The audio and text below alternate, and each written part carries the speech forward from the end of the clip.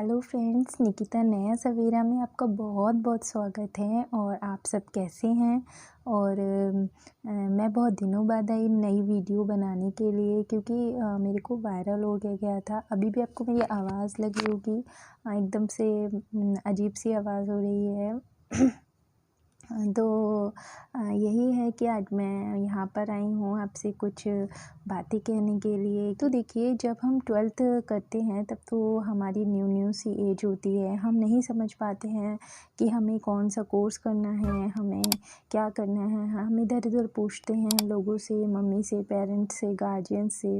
तो आप किसी और से मत पूछिए, आप अपने ऊपर डिपेंड रहिए कि आपको क्या करना है, कैसे करना है, कौन सी फील्ड में आपका, कौन सी हॉबी है आपकी, क्या क्या आपको पसंद है। क्योंकि देखिए, मैंने भी CPMT की प्रिपरेशन करी, नीट एग्ज़ाम की प्रिपरेशन करी। और मेरा ये मान लीजिए कि मेरी बहुत अच्छी फ़ीमेल कैटेगरी की 1023 रैंक आई थी। पर किसी ने मुझे ये नहीं बताया कि मैं जा कर के ऑनलाइन चेक करूं, और मेरे पे इतनी बुद्धि भी नहीं थी। मैं बहुत ज़्यादा नहीं देख पाई कि कुछ भी जा कर के कि मेरा सिलेक्शन हुआ है कि नहीं हुआ है। और मैंने फिर बैचलर ऑफ फिज़ियोथेरेपी में एडमिशन ले लिया। तो आप यही है कि आप, अगर आपने कोई चीज़ को टारगेट बनाया है तो अच्छी बात है। पर आप मेरा जो मानना है, मैंने जो एक्सपीरियंस अपनी लाइफ में किया है कि मेहनत होती है, बहुत ज़रूरी होती है। मेहनत से बढ़कर कुछ नहीं है, पर भाग्य भी ज़रूरी होता है। मेहनत और भाग्य दोनों आपस में ही टकराते हैं, और मेहनत और भाग्य से ज़्यादा कुछ भी नहीं मिलता है। अगर आपके भाग्य में कोई चीज़ लिखी है, किस्मत में लिखी है, तो वो आपको ज़रूर मिलेगी। और नहीं लिखी तो आप चाहे कितनी भी मेहनत कर ले, वो आपको नहीं मिलने वाली है। तो यही है कि आप जब 12th करते हैं तो आप पहले तो ये डिसाइड कर लें कि आपको साइंस फील्ड में जाना है, मेडिकल फील्ड में जाना है, टीचिंग फील्ड में जाना है, बिज़नेस फील्ड में जाना है।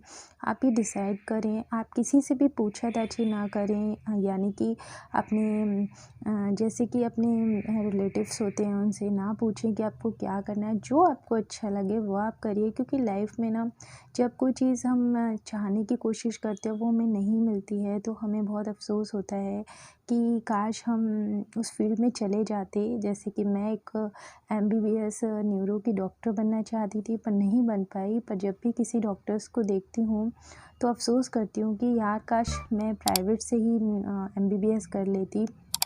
पर उस समय इतनी बुद्धि ही नहीं थी मेरे पास कि मैं प्राइवेट से MBBS करती। अगर मेरा एंट्रेंस में नहीं हुआ था तो मैंने बिल्कुल ही MBBS को नेट पे सर्च करना भी छोड़ दिया था। मुझे हेट हो गई थी कि अब मुझे नहीं करना है कोई भी MBBS वगैरह।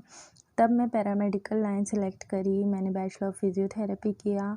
हालाँकि इसके भी अच्छा है, इसमें भी मेरे नाम के आगे डॉक्टर ही लगा है। बट फिर भी अगर आप 12th के बाद सोचते हैं तो आप मेहनत करिए, भरपूर करिए। पर 12th के बाद आप हो सके तो सारे एंट्रेंस एग्ज़ाम दीजिए। और SSC का होता है, CGL का, मुझे तो इतनी नॉलेज ही नहीं थी उस टाइम पे। पर आप जितने भी हायर एजुकेटेड एग्ज़ाम्स होते हैं, आप सबको दीजिए, अच्छे से अपनी प्रिपरेशन कीजिए और उस फील्ड में निकलिए। क्योंकि ना, जितना आप जैसे कि आप कुछ भी, जैसे B.Ed करते हैं, टेट करते हैं, ये सब करने के लिए ना बहुत ज़्यादा पढ़ना पड़ता है।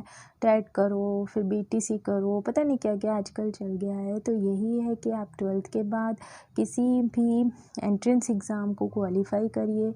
क्योंकि जब हम 12th लेटेस्ट करते हैं तो हम जनरल अवेयरनेस, ये सब चीज़ें बहुत अच्छे से जानते हैं, और हम आराम से उस एग्ज़ाम को क्वालिफ़ाई भी कर सकते हैं। क्योंकि तब हम नया नया सब पढ़े हुए होते हैं, सब बायो के क्वेश्चंस, फिज़िक्स, केमिस्ट्री, मैथमेटिक्स के क्वेश्चंस होते हैं। और तो आप यही है कि आप एंट्रेंस एग्ज़ाम ज़रूर दीजिए सारे, क्योंकि उसमें एज लिमिट बहुत कम होती है, 25th, 22, 20, 18 ऐसे मांगा जाता है। तो आप यही है कि आप अपने एंट्रेंस एग्ज़ाम पे फोकस करिए, सारे एंट्रेंस एग्ज़ाम दीजिए, सारे एंट्रेंस एग्ज़ाम की प्रिपरेशन कीजिए। और अपना एग्ज़ाम क्वालिफ़ाई कीजिए, क्योंकि बहुत अच्छे अच्छे एग्ज़ाम्स होते हैं। मेरे को इतनी बुद्धि नहीं थी उस टाइम पे। नेवी का एग्ज़ाम्स होता है, एनडीए का पेपर होता है, एसएससी सीजीएल का पेपर होता है। बहुत सारे एंट्रेंस एग्ज़ाम अच्छे अच्छे होते हैं, हायर एजुकेटेड होते हैं, तो आप उनको दीजिए और उन एंट्रेंस एग्ज़ाम को क्वालिफ़ाई कीजिए। अपने अपने टारगेट पर भी फोकस करिए। पर ये नहीं है कि आप कोचिंग ही करते जा रहे हैं 5 साल, आप पता लगा नीट की कोचिंग ही कर रहे हैं, कोचिंग ही कर रहे हैं, कोचिंग ही कर रहे हैं। तो देखिए, कोचिंग कोई समाधान नहीं है, कोई सॉल्यूशन नहीं है कि हम गए और हमने कोटा से कोचिंग कर ली, हमने ऋषि ज्ञान केंद्र से कोचिंग कर ली।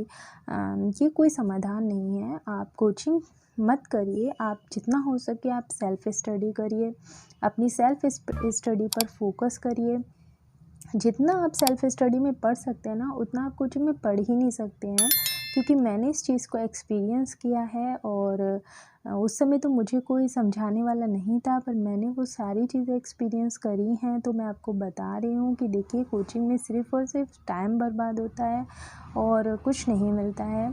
आप घर से भी दूर रहते हैं और कोई चीज़ में सिलेक्शन भी नहीं हो पाता है। तो यही है कि आप घर में रह के अपनी तैयारी करिए, अपने नोट्स बनाइए, अपनी आजकल तो नेट पर सब कुछ प्रेजेंट है, यूट्यूब वीडियोस डली हुई हैं, बहुत सारे ऑनलाइन क्लासेस डले हुए हैं, आप उनको अटेंड करिए और उनसे बहुत सारी आइडियाज़ मिलते हैं, टाइम टेबल्स बनाने का आइडिया मिलता है। तो आप यही है कि आप अपना इस एंट्रेंस एग्ज़ाम पर फोकस करिए, अपने सारे एंट्रेंस एग्ज़ाम दीजिए। बहुत अच्छे अच्छे एग्ज़ाम्स होते हैं, आप उनको क्लियर कीजिए। यूपीएससी का होता है, यूपीपीएससी का होता है, एसएससी सीजीएल का होता है, एनडीए का होता है। बहुत सारे अच्छे अच्छे एग्ज़ाम्स होते हैं, आप उनको एग्ज़ाम्स को दीजिए, अपने एग्ज़ाम क्वालिफ़ाई कीजिए। अगर आपका सिलेक्शन हो जाता है तो वेल एंड गुड, फिर उससे अच्छा तो कुछ हो ही नहीं सकता है, क्योंकि एग्ज़ाम, किसी भी एग्ज़ाम को क्वालिफ़ाई करना आजकल के टाइम पे ना बहुत ही डिफ़िकल्ट है। मैंने एंट्रेंस एग्ज़ाम दिया था सैफई यूनिवर्सिटी का। मेरे उसमें भी 10 लाख स्टूडेंट्स आए थे और उसमें मेरी 504 रैंक आई थी। तब जाके मुझे बैचलर ऑफ फिजियोथेरेपी मिला। मैं सेंट्रल गवर्नमेंट से ही पढ़ रही हूँ। आप सारे एग्ज़ाम्स दीजिए, अपने एग्ज़ाम्स की तैयारी कीजिए और उसमें सिलेक्ट होइए। और तो बस यही कहना था आप सबसे कि 12th के बाद अच्छे से अपने एग्ज़ाम्स पर फोकस कीजिए, अपने सारे एंट्रेंस एग्ज़ाम दीजिए। और इतने सारे एंट्रेंस एग्ज़ाम हैं, आप देंगे तो आप कोई तो क्वालिफ़ाई करेंगे ना। और जब आपका सिलेक्शन हो जाएगा तो आपको खुद ही बहुत खुशी होगी, क्योंकि एंट्रेंस एग्ज़ाम ऐसे हैं जो सब जॉब से संबंधित होते हैं और तुरंत ही 12th के बाद आपको जॉब भी मिलने के चांसेस रहते हैं। जब आप एंट्रेंस एग्ज़ाम दे देंगे तो आप जॉब में भी सिलेक्ट हो सकते हैं। तो यही है कि आप अच्छे से एग्ज़ाम दीजिए, अच्छी सी पढ़ाई कीजिए। और अगर आपको मेरे ये चैनल पसंद आया तो प्लीज़ इसे लाइक करिए, शेयर करिए और कमेंट करना मत भूलिएगा, ताकि मुझे पता लगे कि मैंने आज आप सबको कैसा समझाया, सही कि गलत। तो अगर आपको ये अच्छा लगा हो तो प्लीज़ लाइक करें, शेयर करें, कमेंट करना ना भूलें। हम फिर मिलेंगे एक नए ब्लॉग के साथ। Okay, bye.